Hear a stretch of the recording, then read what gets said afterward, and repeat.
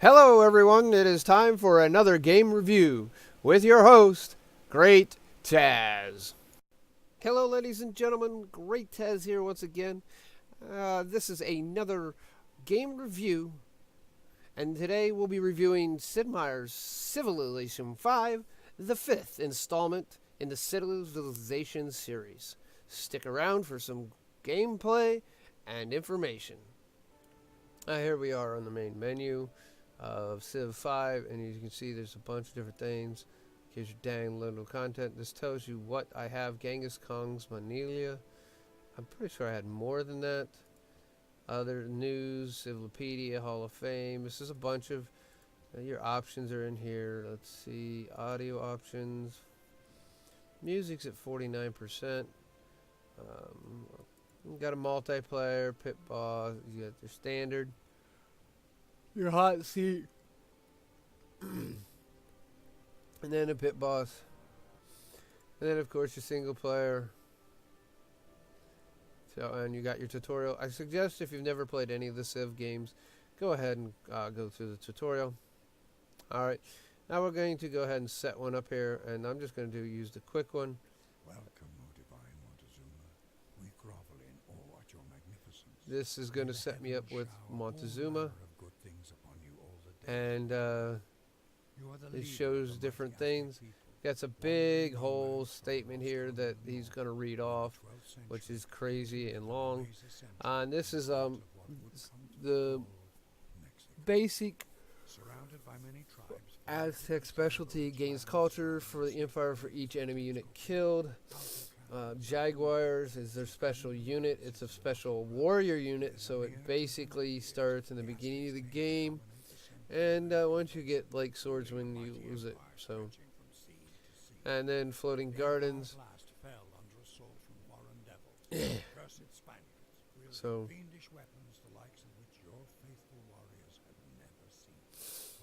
and we're gonna move on with the game. Here we go. We got a group of Jaguar right here. Like you said, it replaces the warriors, and this is the settlers.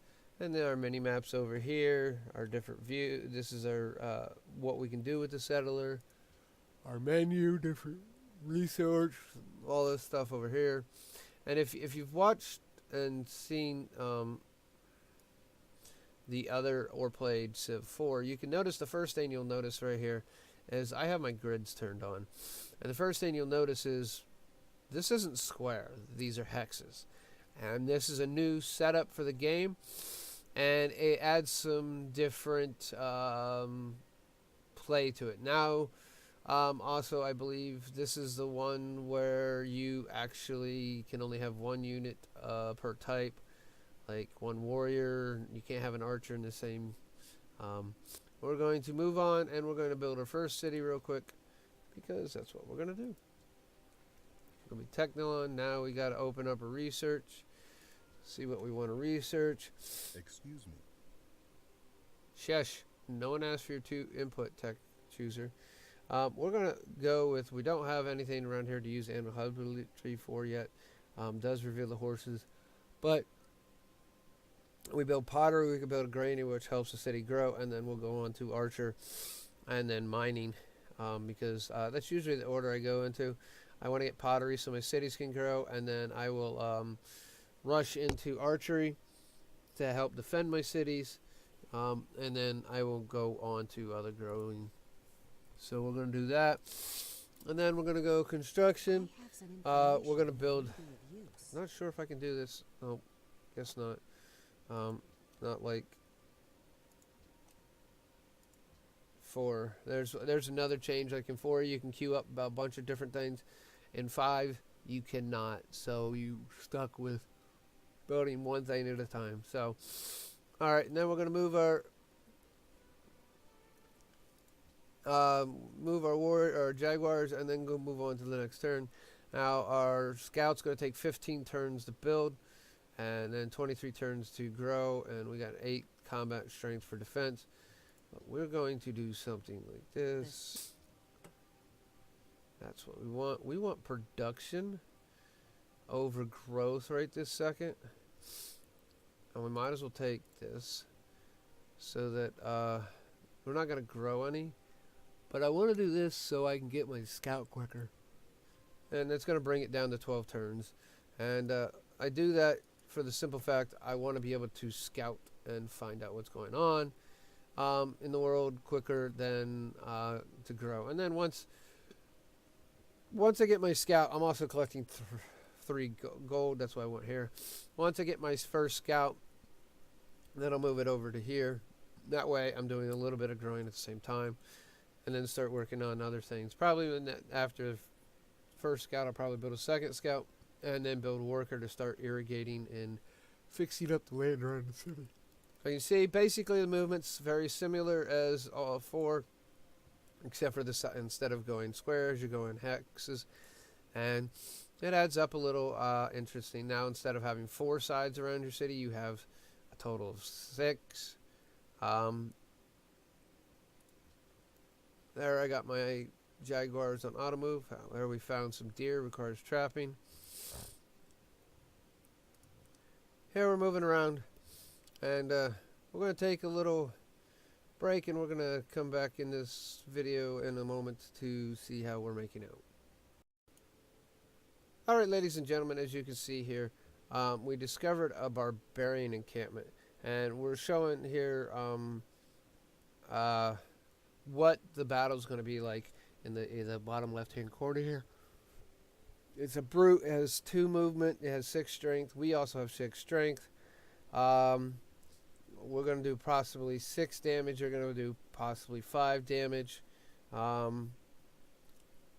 So we're going to go ahead, and we got a plus 75% against barbarians. They got a -10 from terrain. And then plus 50, so a total of plus 40. So we're going to fight and beat them up. Alright, we almost took them completely out that first time around. And then we'll come back next turn and we will take them out. Let's speed through this. And we go ahead and take this encampment.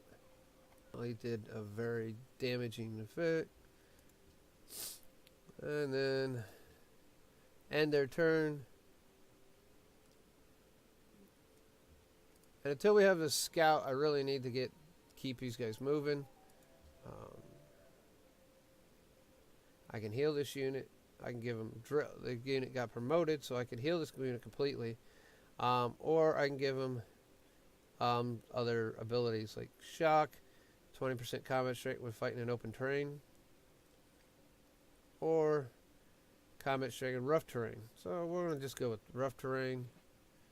Discovered ruins. That's cool. We're going to wait to the scout and then move on. When he treadeth out the corn.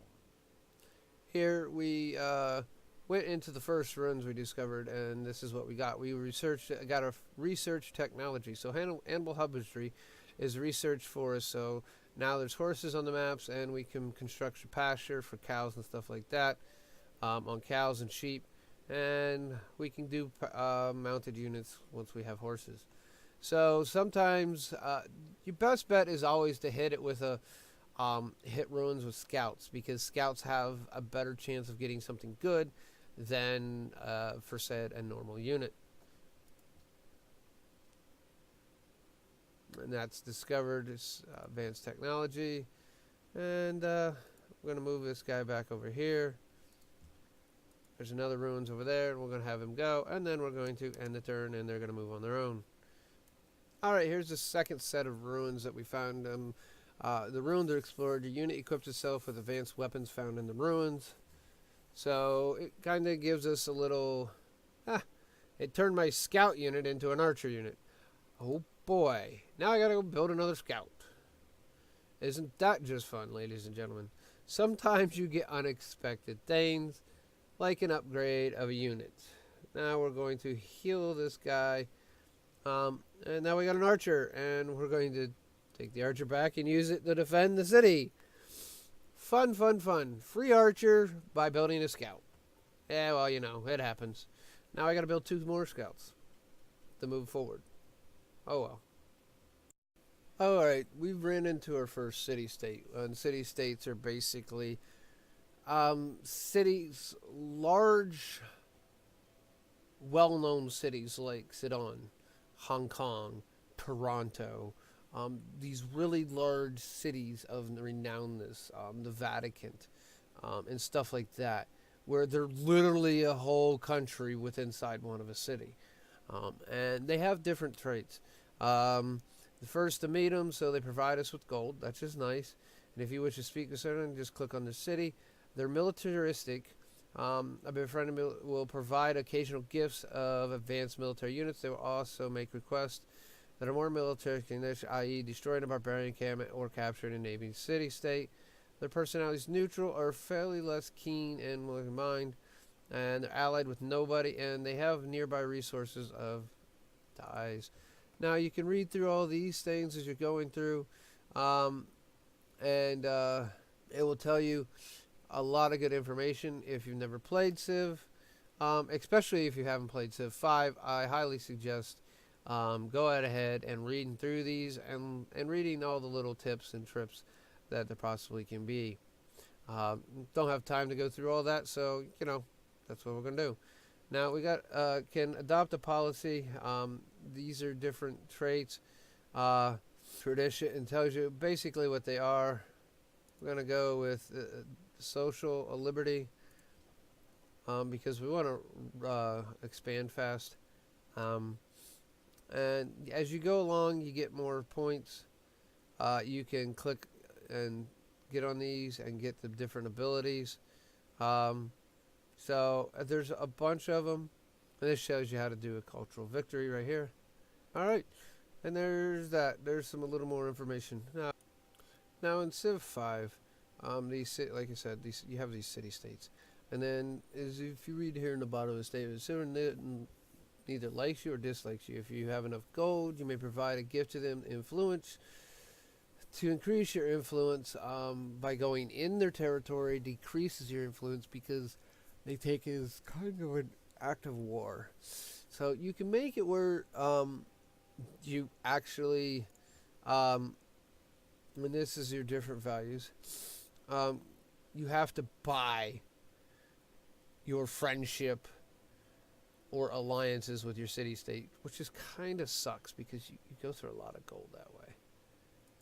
And it's one of the things I don't like about 5 is to get a city-state to like you and be able to use its to go through its territory. You literally have to buy it, and to me it's just not right. So it's one of the things that I don't like about Civ 5. But we'll be back here in a little bit, probably after a while. I'm gonna grow up quite a bit here, and then we're going to move on, and we're going to see some more of the later stuff. Alright, here's a nice little quick event. We discovered ancient ruins, and with that we got another city. And as you can see here, these are the city suggestions, which is build one in the desert, and build one in the desert, and nothing way up here because it gives you the closest locations. So we could build it here, and but we'd have 2 deserts here, and then we'd have floodplains here, and we could grow here. We could build it here, and then we'd have all this. Initially, we'd start off with 1 desert, and as we grow, we get more and further out. Not really, but we'd start off with horses and cattle, which would be really good, but not a lot of production.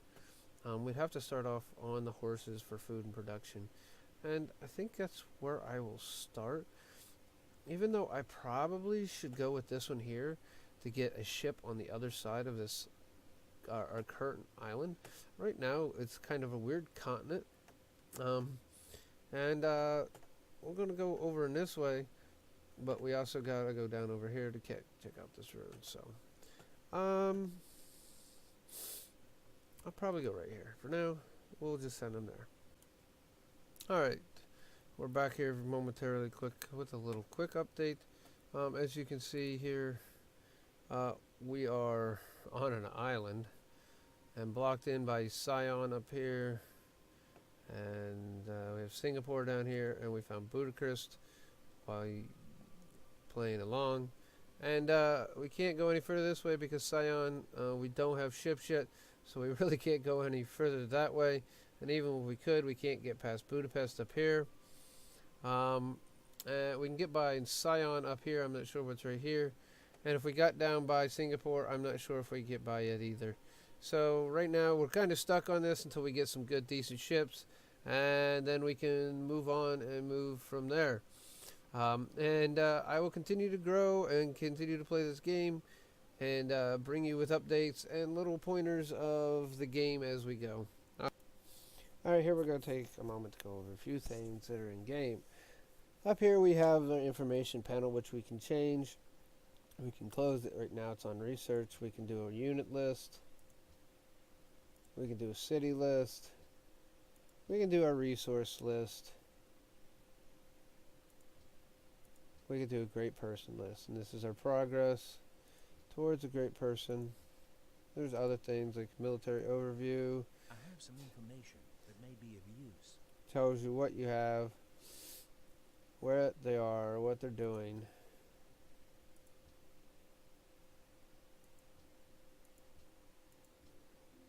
Shows you what's going on in each city. Up here you have your additional information, your demographics, the diplomatic view, economic overview, military overview, which is the same as over here. Notification log, your tech tree, which is right here. This is all your researchable items. This is what you're researching. This is what's available, not available yet, and this is what you've already researched. Alright. And this is your victory, progress, domination. You got to control all 12 capitals. Science. 0 even begun the Apollo program. Diplomatic, votes for use 1. Total available diplomatic votes 12. Votes needed for the victories 12. And this is your cultural, which we haven't even gotten near. Now it's very still early in the game, so there's your notification log and the turn saying went off. Your military overview, which you can find over here also. This is your social policies page. You can come up here and look at them. This is your diplomatic or your advisors council. And some of them you only have one. Some of them have your multiple. Like this has 9 things it said to us, 4 things and 3 things. And you can go through and reach each and every one of them. And then your diplomacy page right here. Your overview. And then that's really it. You got normal your help menu up here, which has your Civipedia and everything about Civ 5. All the little information. And then your main menu. And this is your settings. We've got the Aztecs. Archipelago is the type of landmass. It's a huge land, settler skill, and it's a marathon game. So, your map controls, resource icons, shows you where your resources are. Almost close to a horse. We're close to a horse down here. We just got a matter of building to it, capturing it. We'll have that. This is recommendations like where to build a city. We don't have any settlers, so that's not going to show anything anyways. Yield icons and your grid. Of course, this is your map, and it's saying fog of war on, fog of war is off. Show the landmass or topography features. That's a little of the controls and the features in here. This up here is your another information bar. This tells you how many science you got coming in, how much credit you got coming in, how much total happiness your empire is. If you're in a golden age, which we heard hit a little bit gold, and what a golden age it does. Every tile produces one. Produces 1 extra, and cities gain plus 20% to the production, which is awesome during this. And this is your growth rate, your policy growth rate. And number of special resources, horses, is currently 0. So, we need to get to this horse. and we need to get to this horse, and then build a couple more cities, and then move around. So we got elephant down here. We got trapping in that. We can build up and over in here. Don't have a lot of space to go roaming around over in here and up in here. You can grow a little bit this way, a little bit that way, but we'll continue to grow, and we'll catch up on some features later on the game. Alright, ladies and gentlemen, we are back at turn 507, and as you can see, my nation has grown. As you last remember in the video, I only had like these 3 cities here. Maybe now I have over probably a dozen cities and various parts of the location, and that's part of an archipelago map. Not one of my favorites, and but I played it through to this point, and I'll continue playing it through. You can see many different things on this map. I could go into a lot more detail of stuff, but one of the things I'm going to touch on real quick is this is Mount Fuji. This is one of the world wonders that you can find. Not constructible, you know, Mount Fuji and the Grand Canyon and stuff like that. The Great Barrier Reef, which I found down here somewhere, right there is Great Barrier Reef. Now, if you actually build a city within the location of these, you will get the bonuses. Like this one produces gold and copper, and that's will give me the output if worked by. I think if it's worked by the citizen, yeah. If I will put a citizens there, I will gain that information. Otherwise, you don't. So, lo and behold, that's a little bit on world wonders, natural world wonders, and stuff like that. And as you can see, we're growing, and we got 2 nations here that just declared. One nation has just declared war on another. And I was asked to help out. I haven't declared war yet on Japan, but I have moved troops, and I am getting more troops into the area to make it possible, worthwhile advance. And I'm going to continue to grow. I'll continue to play this game. The game runs about 1,500 turns in the long run, I believe it is, for a marathon game. And as you can see, we're in 1035 AD, and we're getting a lot of stuff. One key note on everything is all depending on the type of map that you end up with. If you end up with an archipelago like this, I suggest investing a lot into your ships. If you get a major landmass, then I would suggest getting into horses and stuff like that. Stuff that has fast movement and good attack. And building a lot of city walls, and maybe go for the Great Wall, expand as quickly as possible. But ladies and gentlemen, I really do hope you enjoyed this review of Sid Meier's Civilization 5. More reviews are to come. This one took a little longer because I wanted to give you some mid to late game freaking little information and knowledge. At this point, I have basically found most of the nations, there's maybe 1 or 2 in this area right down in here in the map, and most of the nations and most of the city-states. So as you can see, it's going along. And if we look at my victory progress, everyone's still in control of their nation. So I have discovered all the nations.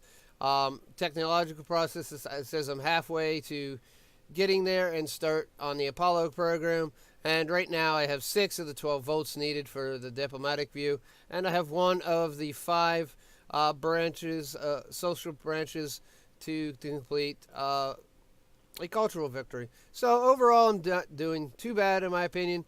Could be better, could be worse, and like I said, I'll continue playing this one. It's not my favorite map, but we'll do it anyways. And this is going to be the end of the video. I'm not going to have any more for you. So with that, I'm going to be saying, if you like this video, please give it a thumbs up. If you did not like this video, go ahead and feel this video deserves it, please go ahead and give it a thumbs down. The link to the game for Steam will be in the description. I mentioned that earlier. I'm mentioning that again.